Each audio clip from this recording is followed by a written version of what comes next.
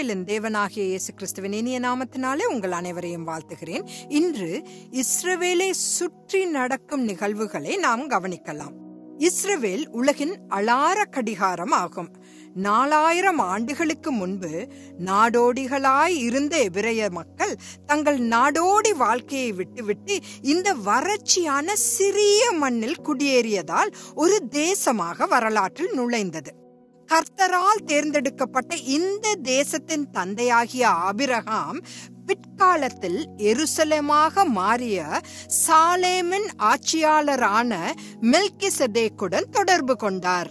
கிபி 2016-2020 இடையில் தனது முந்தைய பதவி காலத்தில் அமெரிக்காவின் ஜனாதிபதி டொனால்ட் ட்ரம்ப் இஸ்ரவேலின் தலைநகரத்தை டெல் அவிவ் என்ற இடத்திலிருந்து எருசலேமுக்கு மீண்டும் கொண்டு வர உதவி செய்து உறுதிப்படுத்தினார்.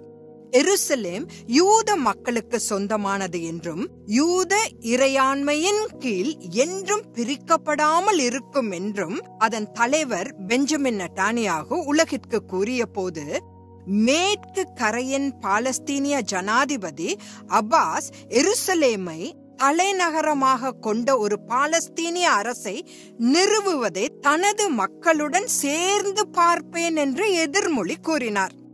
காசாவின் ஹமாஸ் பிரதம மந்திரி இஸ்மாயில் ஹனியே ஒருமுறை அனைத்து யூத குடியேற்றங்களும் அழிக்கப்பட வேண்டும் என்றும் இஸ்ரவேல் மீண்டும் ஒரு தேசமாக மாறிய 1948 ஆண்டில் வெளியேற்றப்பட்ட பாலஸ்தீனிய அகதிகளுக்கு தங்கள் தாய்நாடு என்று அவர்கள் உரிமை கோரும் இடத்திற்கு திரும்பும் உரிமைகள் வழங்கப்பட வேண்டும் என்றும் கோரினார். மத்திய கிழக்கில் இஸ்ரவேலை போல் வேறு எந்த நகரமும் அதன் சுற்றியுள்ள அனைத்து அண்டை நாடுகளுக்கும் சர்ச்சைக்குரிய இடமாக மாறவில்லை. இந்த இஸ்ரவேல் தேசத்தில் ஒரு சிறிய சலசலப்பு கூட சுற்றியுள்ள தேசங்கள் தங்கள் புருவங்களை உயர்த்த காரணமாயிருக்கிறது. ஏனென்றால் முழு மனித இனத்திற்கும் ரட்சிப்பை பற்றிய கர்த்தரின் செய்தி இங்கிருந்துதான் வந்தது. சங்கீதம் 48 முதல் 2 வசனங்களில் அதுவே மகாராஜாவின் நகரம் என்று எழுதப்பட்டுள்ளது. அதாவது எருசலேம் அவர் அபிஷேகம் பண்ணினவருடைய, அதாவது இயேசு கிறிஸ்துவின் நகரமாகும்.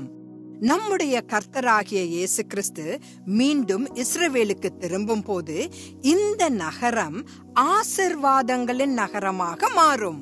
மேலும் 1000 நீண்ட ஆண்டுகளாக இந்த தேவனுடைய நகரத்தில் இருந்து அவர் பூமியை ஆளத் தொடங்கும் போது முழு உலகத்தின் மகிழ்ச்சியும் தெளிவாக தென்படும். பிரியமானவர்களே, 2025 ஆண்டில் இருக்கும் நாம் வேதாகமத்தில் சொல்லப்பட்டுள்ள மீதமுள்ள அனைத்து தீர்க்க தரிசனங்களும் எவ்வாறு விரைவில் நிறைவேறும் என்பதை கவனிப்போமாக. மாரநாதா.